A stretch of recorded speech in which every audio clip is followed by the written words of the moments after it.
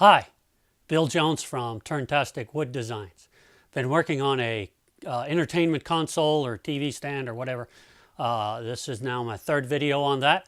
I've made some good progress and I'll show you that next. After I got the interior frame out of the clamps, I went ahead and cut the dados in the sides and then put that together, clamped it up and glued it and let it dry. And it's kind of starting to look like something now. So now is the perfect time to go ahead and put the holes in the sides and the vertical dividers to what will eventually hold the adjustable shelves. This jig I picked up from Rockler will give me perfectly spaced, perfect depth holes every time.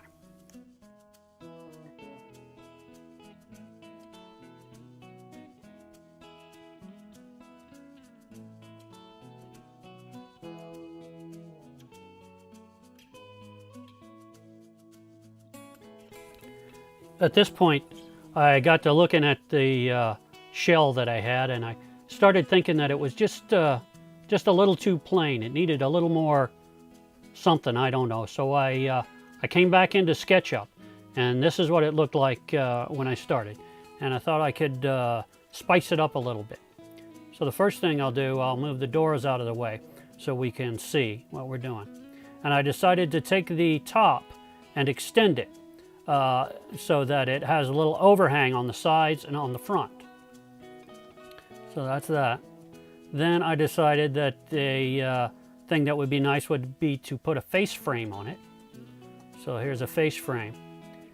And a small piece of trim where the top meets the cabinet.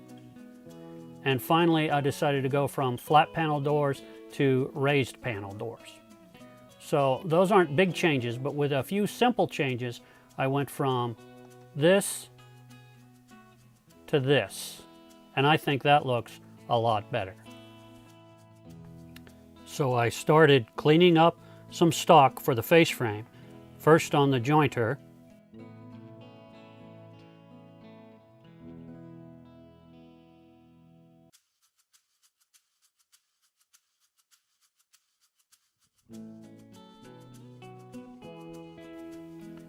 Then on the planer.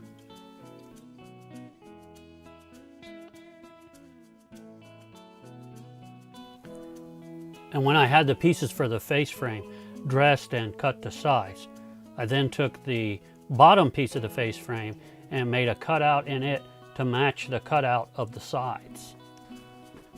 I thought a while about how to put the face frame together, and there's a number of ways to do it. I could have used pocket screws, or I could have used, gone to the other end of the spectrum and used mortise and tenon joints. If I had a festool domino, that would be ideal.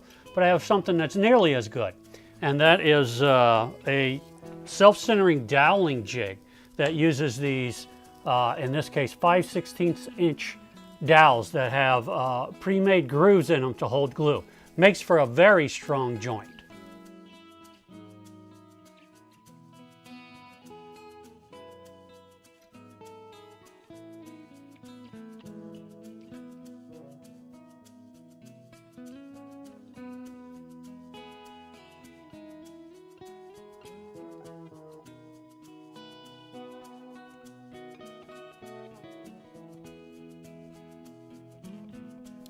Using those dowels, I glued up the face frame.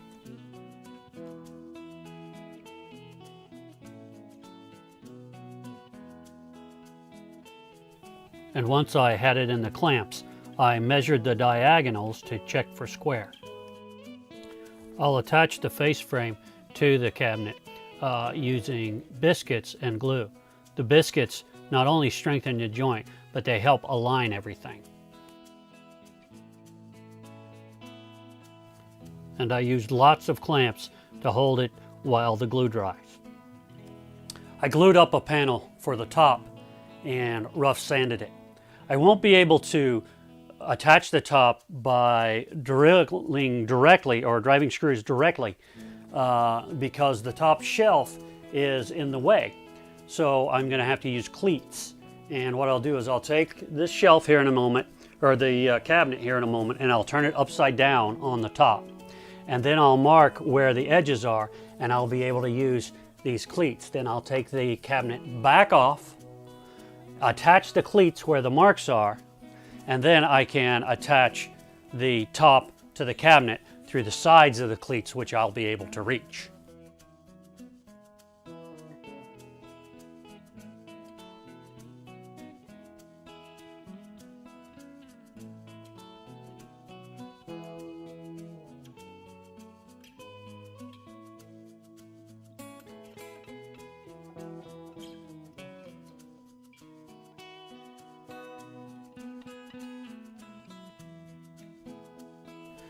I set up my router table with a cove bit, half-inch cove bit, and a couple of feather boards to keep the piece nicely down to the table and up against the bit so that I get a nice smooth cove.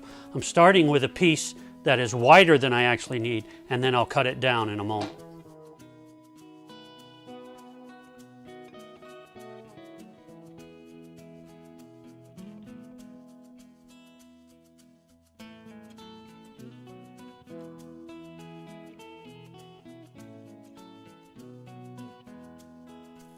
And now that the cove is formed, I cut the trim 3/4 inches wide. And the trim goes on with a little bit of glue and some 1-inch brads.